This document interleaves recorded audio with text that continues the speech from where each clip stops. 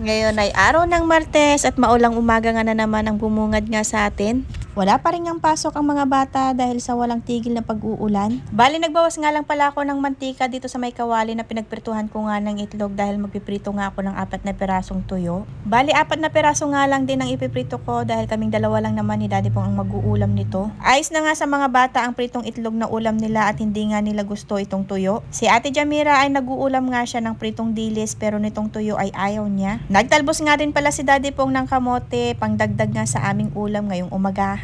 Huhugasan ko nga lang pala ito ng 2 beses para nga matanggal yung mga dumi at yung mga uod kung meron man. Pero sa tingin ko naman ay maganda naman yung tanim naming kamote at wala namang bakas na pinagkainan ng mga uod. At bago ko nga ilaga ito ay tinapos ko muna si Daddy Pong magluto nga ng sinangag na kanin. Napagutusan pa nga akong bumili nitong pandesal dahil ito nga daw ang gusto ni Achilles. Kanina pa niya nga ako kinukulit na bumili nga daw ako ng cheese pandesal dahil nagugutom na nga daw siya. Kaya ayan at nagmamadali nga ako at baka nga maabutan pa ako ng ulan. At ang pagkadating ko nga dito sa may bahay ay binigay ko na nga kay Achilles itong pandesal na kanyang gusto. Sakto namang nakaluto na si Daddy Pong kaya binuhat niya na nga rin itong mga pagkain namin sa harap. At dito nga kami kumakain sa may harap ng balcony ni Mama. Tinawag ko na nga rin yung dalawa para makakain na nga kami at makainom na nga sila ng kanilang gamot. Pagkatapos nga pala namin kumain ay nasikaso ko naman itong higaan nga namin dito sa may sala. Dito nga ay nakahiga nga na naman yung dalawa kaya pinatayo ko nga muna at pinaupo ko nga muna dun sa may sopa ni Mama. At tinaas ko nga muna yung mga kama para makapagwalis na nga rin ako. Pinasok ko nga muna yung mga kama dito sa may kwarto para makapagwalis nga ako ng maayos. Dahil kahapon nga ay hindi na itayo yung kama at hindi nga rin nakapagwalis dito sa may sala dahil nakahiga lang tong dalawa. Gawa ng may sinat nga sila at hindi nga maganda ang kanilang pakiramdam.